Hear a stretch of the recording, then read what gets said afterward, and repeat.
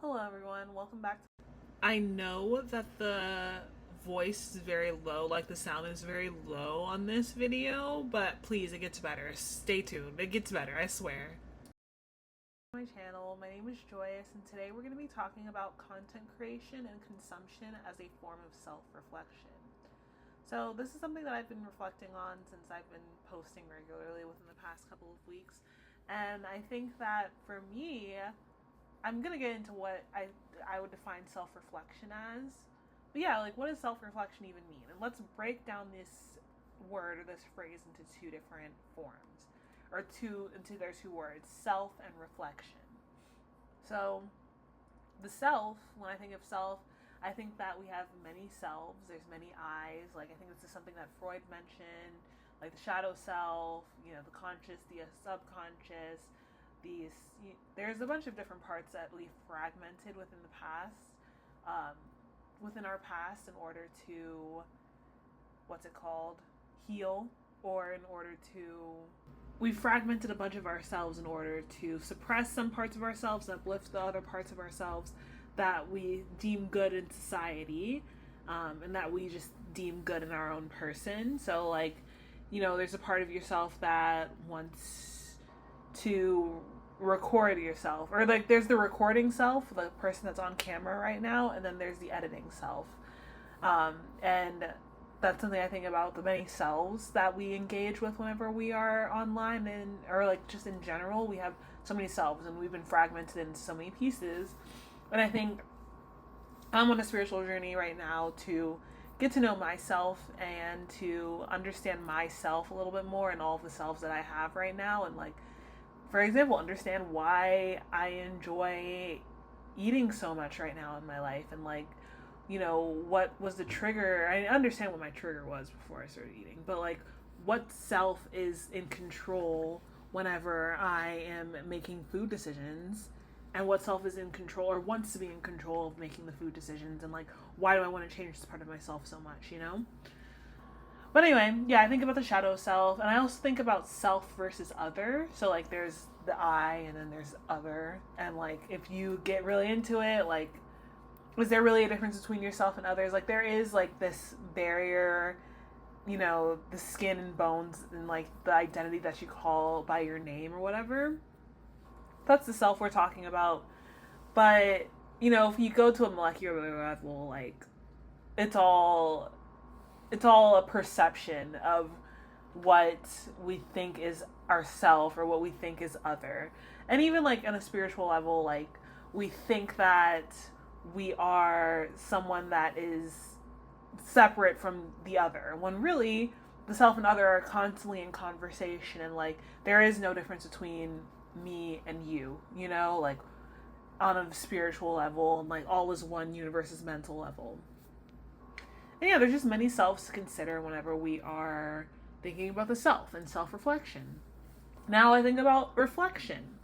Reflection means to bend back, the bending back of light, heat, or anything without absorbing it. For example, a mirror reflects light.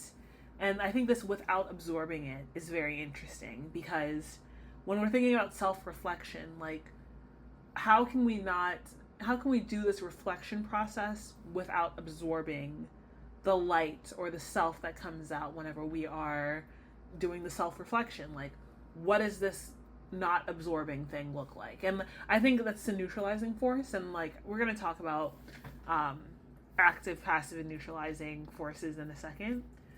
But I think there's a neutralizing force when it comes to posting online and creating online and self reflecting online. Also, reflex or reflectere is Latin for to bend back. So, bending back ourself, bending back oneself is what self reflection means. Bending back oneself in order to look at oneself, interpreting one's own thought. That's what self reflection means. Displaying oneself to another self. I think that's another definition when it comes to self reflection. So, displaying oneself to another self, and that one self can be the self that records, and the other self can be the editing self that watches and consumes what you've created.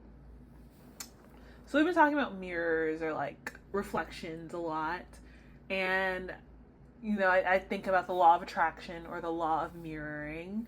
And the law of attraction is like attracts like, but on a more esoteric level, or like on a more, higher conscious level. The law of attraction is really the law of mirroring. Like, you get back what you give, and like you get back what feel within your subconscious self. So like right now for me, like and I'm doing this out loud because I do want to look back at this later in life and be like, dang, you called this joyous, like you really called this. Like, internally, I don't feel like someone worthy of being listened to by millions of people right now. I don't feel as confident, I don't feel as disciplined as I wish I could be. But I still want to create these vlogs or these little notes about myself to myself, because we're going to get into it later. But journaling out loud can be healthy and like a good thing.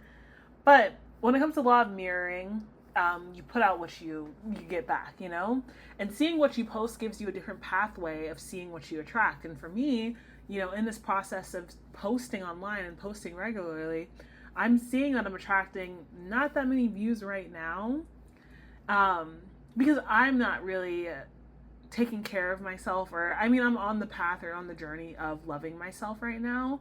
So like that lack of self-love I have for myself reflects back to me in the lack of love that I receive online and the lack of accolades that I receive online. So I think that's a very interesting idea. And I think it's, you are what you eat. And like, this is something with law of mirroring too. Like, you are what you eat, but consuming content wise. So like, being aware of the things that you're consuming as well as the things that you're posting, I think it's a healthy way of like seeing how the law of mirroring affects you, and becoming conscious of what you're consuming, not just binge watching whatever because, you're free that day and you're relaxed that day. But yeah. Also, we can't help but to be in conversation with our environment, the people around us, the things, the ideas that we consume. Like, there is no art that is not in conversation with what came before it. There's nothing that's created that's not in conversation with what came before it. Like architecture, I feel like it's a very easy, straightforward conversation taking place. Like, how we went from architecture being something that only cathedrals and churches can do to then a bunch of buildings were beautiful back in like the Victorian era or like 1900s, and now we've gotten into industrial era. And even before that, even before all of the actual like buildings taking place, like we had caves, and those caves, then we started building huts or tents, and we started building, and then we started building this, and like all of this is in conversation with the thing that came before it. And I think the same thing when it comes to the things that we or the things that we post and the things that we create and the things that we consume. Like, I swear, like, I have so much in me. Like, I could stop consuming today and have like years worth of content to consume, or years worth of content to post, just because I've consumed so much in my life and I haven't had a balanced diet when it comes to this content creation and content consumption thing. I want to build a cathedral of ideas within myself and within the things that I post and the things that I consume. I want to, like, I'm building a digital garden right now, and like I want to be able to add to this garden and add to like the things that I'm consuming in a way that I can build upon, and it's a cathedral of these ideas. And I like this idea of a cathedral of ideas, Also, our self-concept is created by what others say about us or around us. Like, our own self that we mentioned earlier, like, we have to be in conversation, or we can't help but be in conversation with other people when it comes to our self-concept. So just being mindful of that as we are doing this thing. Like, don't just consume, post, And I also think it's a good idea to journal out loud. Like, I think journaling out loud is something that's very healthy and healing to do. And if Anne Frank had the resources that we have today to like vlog and like share her story in a more immersive way, I think she would have done that. And like, we have tools to this self-reflection thing that we've never had before. And like, the mirror that is the internet and the mirror that is the community that you build online and their comment section can be seen as like these mini journals back to yourself, reflecting what you think about yourself, you know, and reflecting, you know, what you think about the world and what the world thinks about you. Like there's this conversation taking place online that I just think that is missed when you just journal in a notebook to yourself. Like you're missing a lot of reflection. You're missing a lot of reflection when you're just journaling to yourself in a book somewhere, you know? And like even if you don't gain a following online, like you have a video blog that you can look back to and like reflect on. Like I have a bunch of videos privated right now that like I'll look back on and be like, wow, like this was me 4 years ago. I can't believe this was me and what I was thinking about 4 years ago. I'm trying to get more consistent with this whole video making thing, so please bear with me. The last thing I want to talk about is the active, passive, and neutralizing force in this. So, you know, there is a spiritual tenet that says that to create something, you need 3 forces. You need an active force, a passive force, and a neutral force. And active, I think in this, or a creative force, a destructive force, and a neutralizing force. So I feel like the creative or the active force is the creating content whenever you're creating content. Like I think in order to grow yourself and like in order for like to grow yourself and to like self-reflect, you need these 3 forces. You need to active and create, which is creating content online. You need to destroy or be passive, which is consuming content online. And I feel like consumption can be seen as destruction, or being passive because you're destroying what was a self-concept in you before and like, you know, creating something new within your person, and but at the same time destroying a lot that was already in your brain when it comes to what you were thinking about before.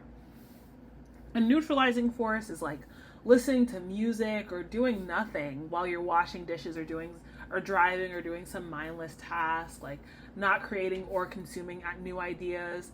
Like the neutralizing force is you just being with your own thoughts for a while by yourself without creating or consuming anything. So yeah, like these are my thoughts when it comes to content creation and consumption as a form of self-reflection.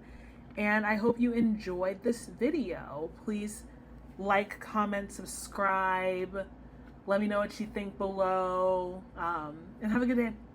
Bye.